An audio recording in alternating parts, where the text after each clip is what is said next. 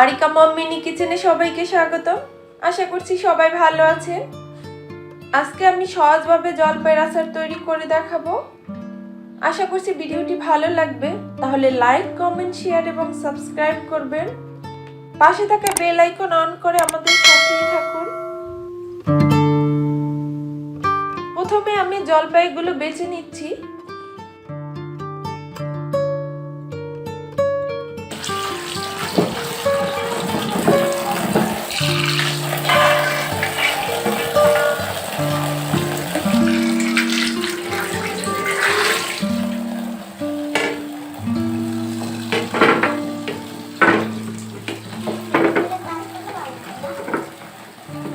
জলপাই সিদ্ধ করার জন্য রাইস কুকারে পানি দিয়ে দিলাম। আপনারা চুলায় সিদ্ধ করে নিতে পারেন। পানি কিছুটা গরম হয়েছে। এই পর্যায়ে জলপাইগুলো সিদ্ধ করার জন্য পানির মধ্যে দিয়ে দিলাম।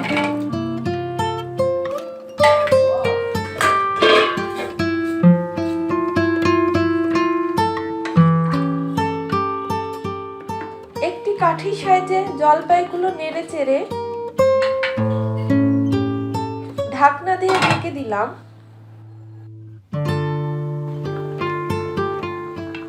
জলপাই সিদ্ধ করা হয়েছে।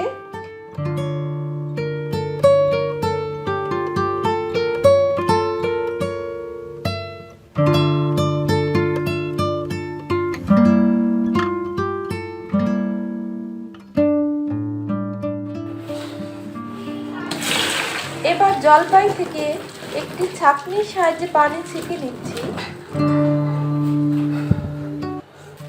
জলপাইয়ের আচারের মশলাটা তৈরি করে নিচ্ছি। একটি প্যানের মধ্যে 1 চা চামচ জিরা, 1 চা চামচ ধনিয়া,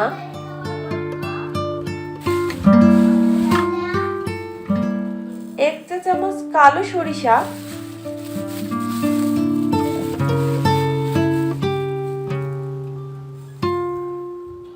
1 চা চামচ সরিষা,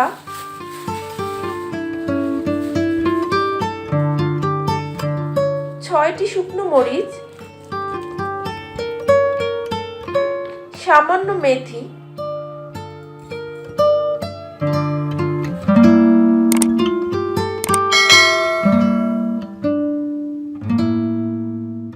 এগুলো একসাথে ভেজে নিচ্ছি।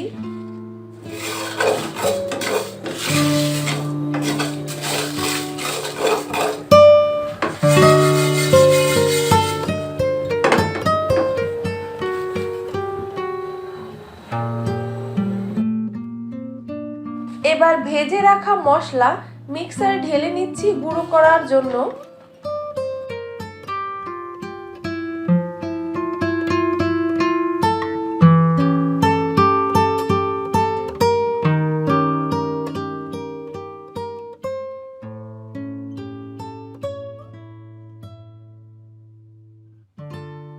এবার সিদ্ধ জলপাইগুলো ভালোভাবে ভেঙে নিচ্ছি।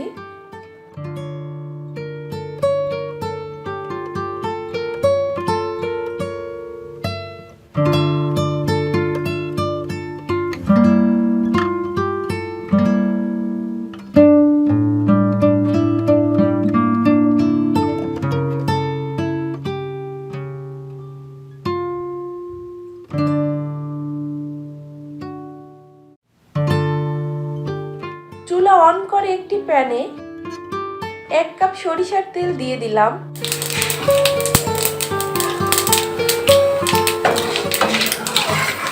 তার মধ্যে কিছু শুকনো মরিচ দিয়ে দিলাম। 5 ফোড়ন দিয়ে দিলাম 1/2 চা চামচ।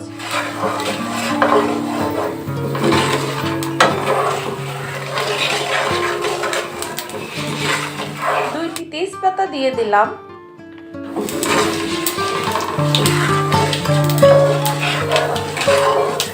তেল কিছু সময় ফুটিয়ে নিচ্ছি।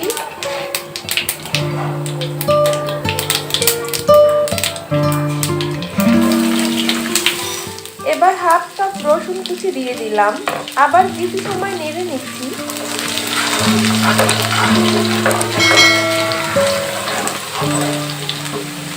এবার ভেঙে রাখা জলপাই দিয়ে দিলাম।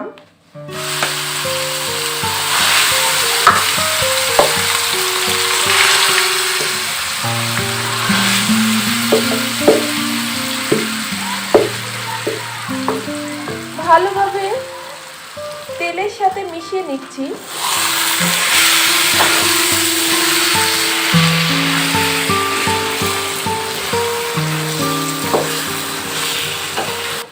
দুই চা চামচ লবণ দিয়ে দিলাম।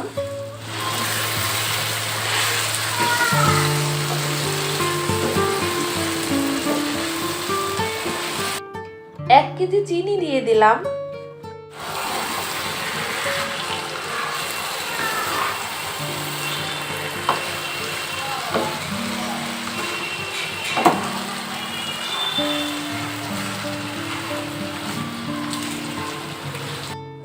আমি 2.5 কেজি জলপাইয়ের জন্য 1 কেজি চিনি দিয়ে দিলাম। চিনি আপনাদের স্বাদ অনুযায়ী বাড়িয়ে কমিয়ে দিতে পারেন।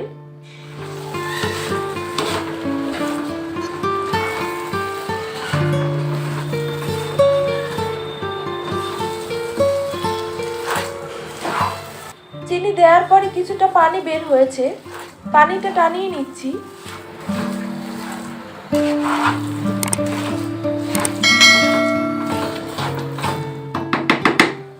এবার 1 কাপ পরিমাণ ভিনেগার দিয়ে দিলাম।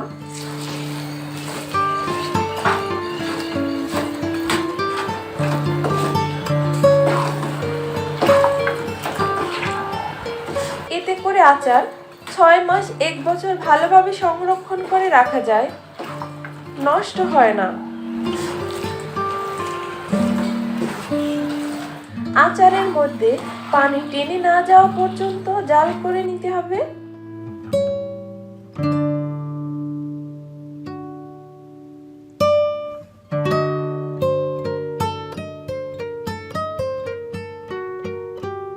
আমার জলপাইয়ের আচারের মধ্যে পানি আর নেই।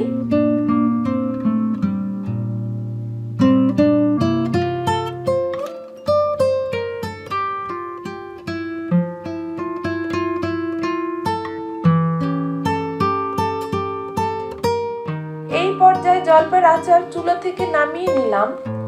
তৈরি হয়ে গেল আমার মজাদার জলপাইয়ের আচার। সবাই ভালো থাকবেন, সুস্থ থাকবেন। আল্লাহ হাফেজ।